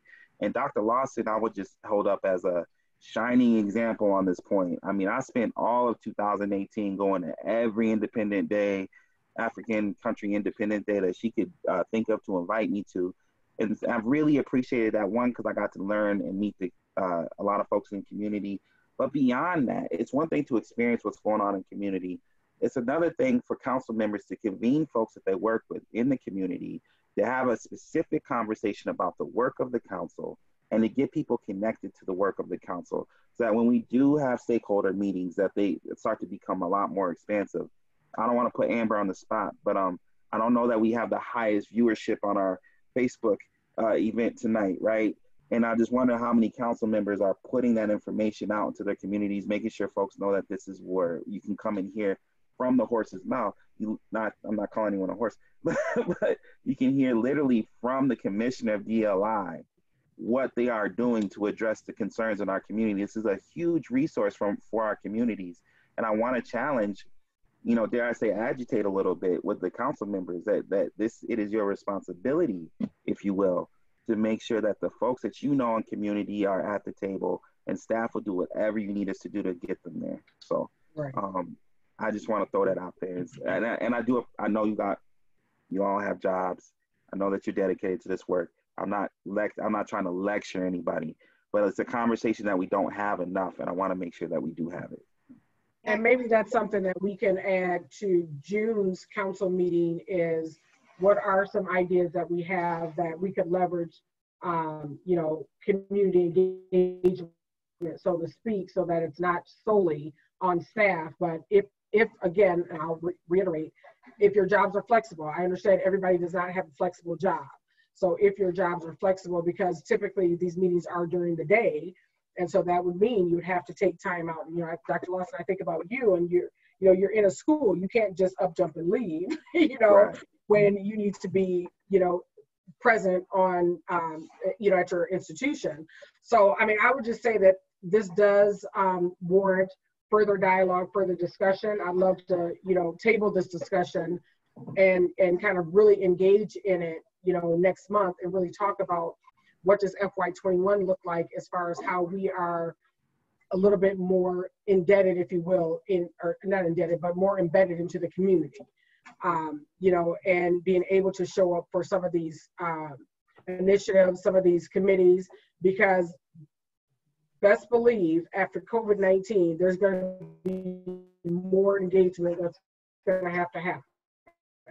There's going to be more where we're going to have to kind of step in and intervene, so to speak, because of the horrible disparities that we're experiencing.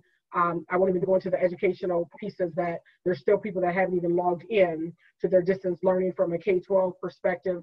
We're seeing it in higher education where folks are not even registering, for these next couple of semesters, or if they are, the registration is low due to the pandemic. So I think that this definitely warrants a further discussion. I am going to stop the conversation though, because I don't want us to go too much further past 8 o'clock, and we're about a minute to 8, but there's just two quick things that I do want to bring up. One, we've been having these commissioner conversations.